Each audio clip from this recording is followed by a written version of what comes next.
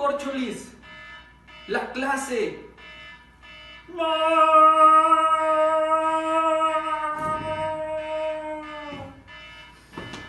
trabajar.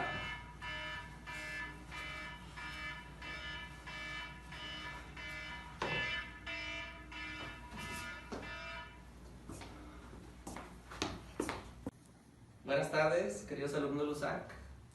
Lo prometido es deuda y estamos en nuestra primera clase de repaso para el examen. Creo que es importante que las actividades que yo te pasé hace unas semanas, un poquito antes de las vacaciones, sean explicadas para estar listos para el examen. Para eso, preparé aquí en la sala de mi casa un aula virtual para que te sientas como en nuestra querida preparatoria y de esta manera obviamente también pueden salir dudas, pero pues tratamos de hacer con la mayor calidad posible esta clase. Tenemos un guión escrito como si fuera una película. Creo que la planeación ha sido más meticulosa, tuvimos que hacer algunos cambios.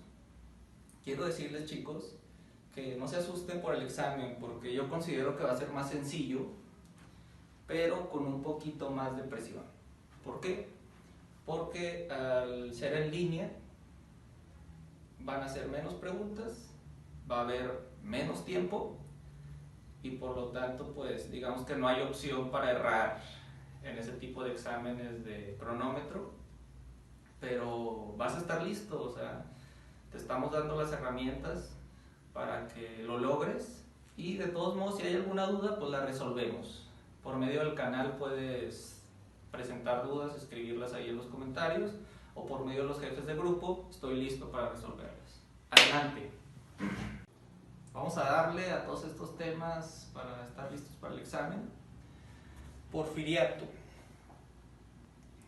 Cualquier alumno que ha tomado una clase conmigo sobre este personaje principal de esta época, Porfirio de la Cruz Díaz Mori, saben que lo detesto. Me parece inverosímil esa moda que ha surgido en los últimos años de decir que fue un gran presidente de México, limitándonos al tema económico. Y además, o sea, una burla decir que fue un gran presidente de México por el tema económico, ya que o sea, México era un país con 90% de analfabetismo, 80% según algunos autores.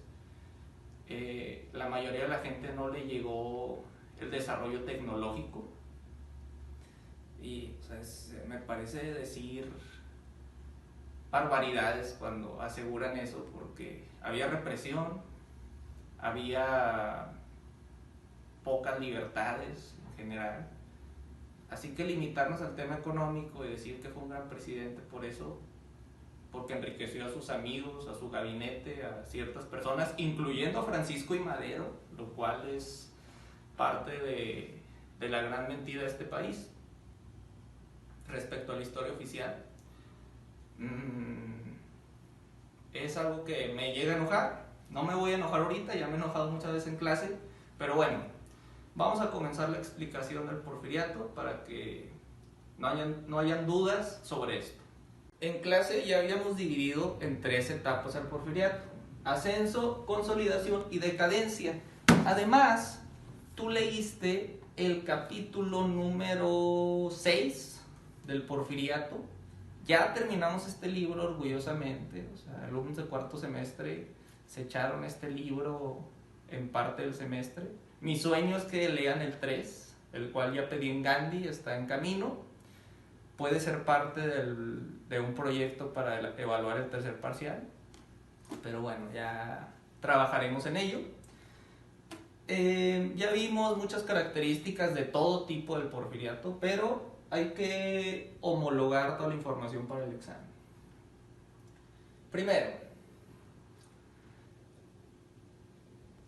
Porfirio Díaz, cuando llega al poder sucediendo a Lerdo de Tejada, quería estabilizar al país. ¿Cuál fue uno de sus métodos para estabilizarlo? Lo que llamaban PAN o palo. ¿Qué significaba eso? PAN no es Partido Acción Nacional, gracias a Dios. PAN significaba algún soborno para la gente que estaba en su contra, y si no se alineaban a ese soborno o algún privilegio que les querían dar, seguía el palo. ¿Qué significaba eso? Asesinarlos o reprimirlos o encarcelarlos. O sea, tú tenías de dos sopas en el Porfiriato. Te ibas con ellos de su lado o ya valías queso.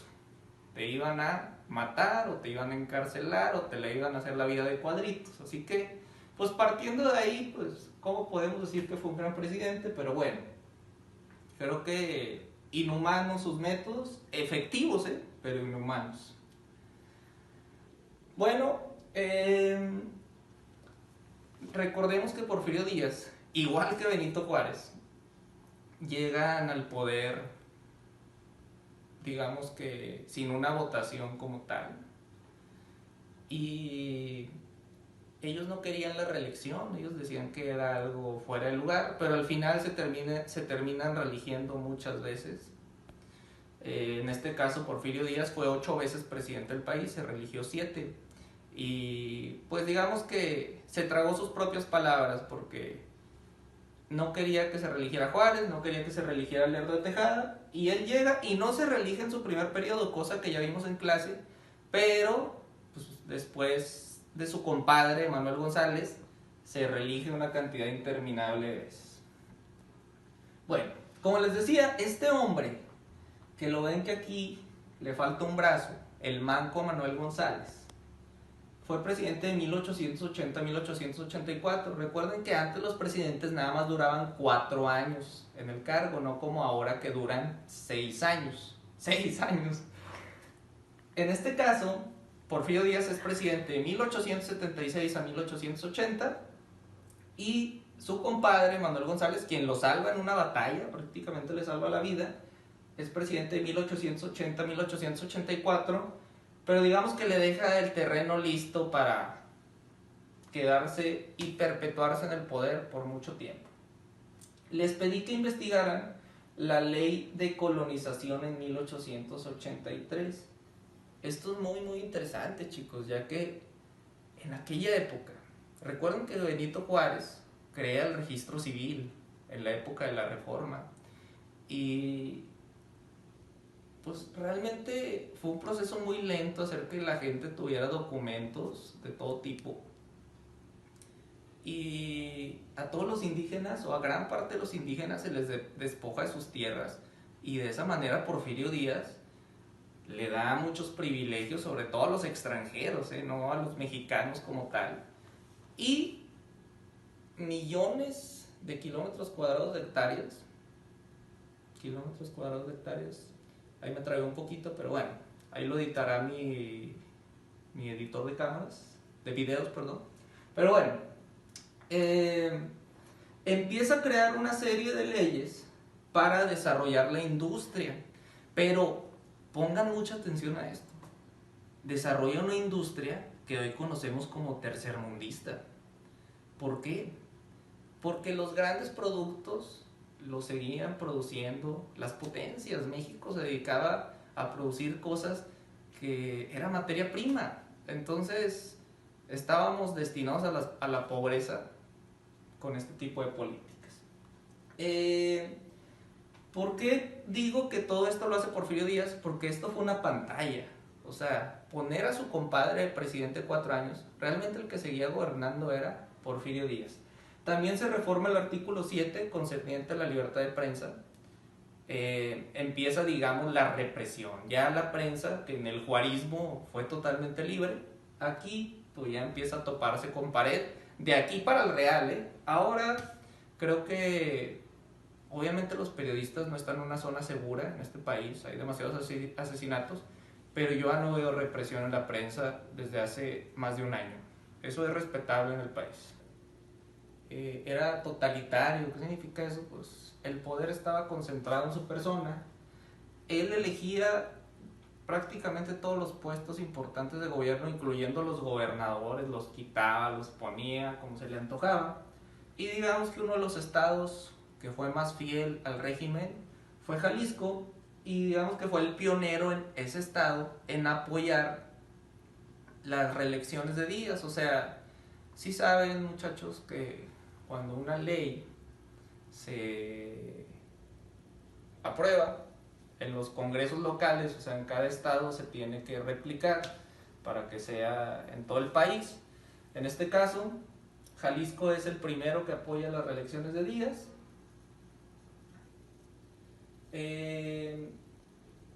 También en ese paquete de leyes que hacían fuerte a Porfirio Díaz, en 1889 se promueve una ley del petróleo. Esto es muy interesante ahorita que estamos en una crisis petrolera. ¿Por qué? Si yo estoy ahorita en mi casa y de repente, pues estamos soñando, ahora tenemos que imaginar de repente, del suelo comienza a aparecer una mancha negra.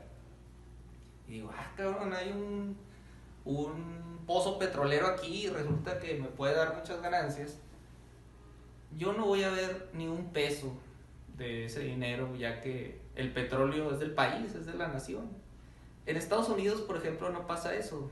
Si tú encuentras un pozo petrolero, lo puedes explotar y no lo tienes que reportar al gobierno o a la nación como tal. Obviamente vas a pagar impuestos de él, pero en el porfiriato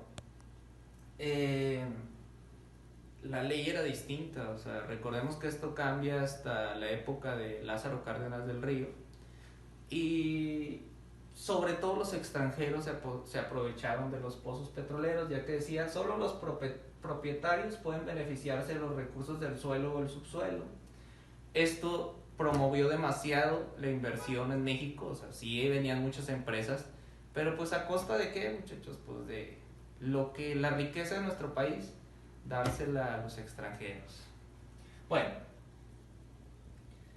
recuerden que había un grupo, el gabinete Porfirio Díaz, que eran los científicos que envejecieron junto con él, que era su gabinete, eran personas ricas, de clase alta, que lo asesoraban al gobierno. Destacaba sobre todo José Ives Limantú, su secretario de Hacienda, quien tuvo intenciones de, digamos, ser el sucesor de Porfirio Díaz, y otro que les encargué investigar, que se llama Bernardo Reyes, que también él pensó que iba a ser el siguiente presidente después de Díaz, pero eso le costó muy caro.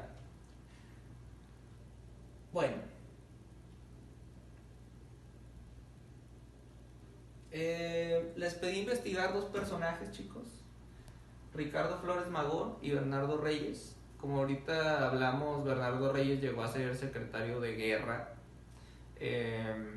gobernador de Nuevo León, gran aliado de Porfirio Díaz, pero pues terminaron peleados por las intenciones de Bernardo Reyes de ser presidente, y Porfirio Díaz, digamos que no lo había elegido como sucesor, o realmente a nadie había elegido como su sucesor.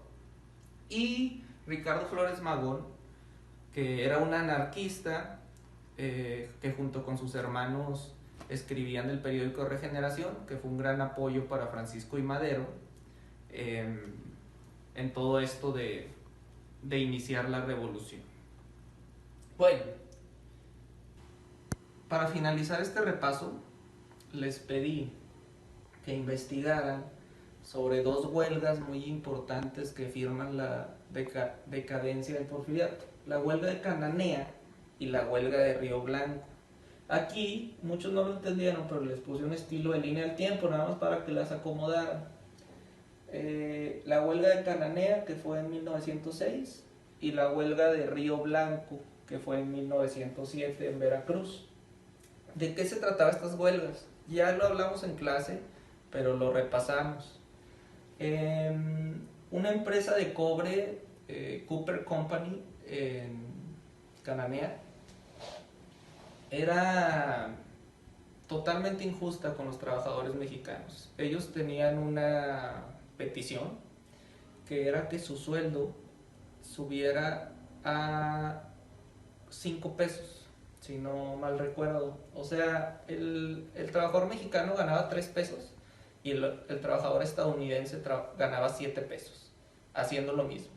Entonces, eso promueve la huelga. O sea, ganaba más del doble, e incluso, o sea, lo que piden en la huelga, o sea, no es ni siquiera llegar al mismo sueldo que los estadounidenses. Ese es el motivo de la huelga. Es muy interesante que Porfirio Díaz no puede parar la huelga con la policía rural. Bueno, chicos, hasta aquí va a llegar nuestro segundo parcial. La intención de todo esto era refrescar porque pues de una u otra manera nos hemos oxidado un poquito con esto de estar en nuestras casas. La siguiente semana será el examen. En mi canal voy a poner la fecha del examen y se lo voy a comunicar a toda la gente que le he pasado la información, que lo pasen en sus grupos de WhatsApp para que estén listos. Todavía no me lo calendarizan.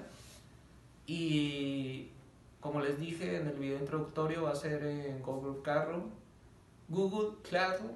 perdón por la pronunciación, me fui extra de inglés con Marina en tercer semestre, no mejoré por lo visto. Y pues con emoción vamos a hacer todas estas cosas. Tercer parcial, se viene la revolución completa, Francisco y Madero va a estar de lujo, el Maximato. Vamos con todo, chicos. Los quiero mucho. Cuídense, de verdad. Quédense en casa, por favor. Por favor, se lo suplico.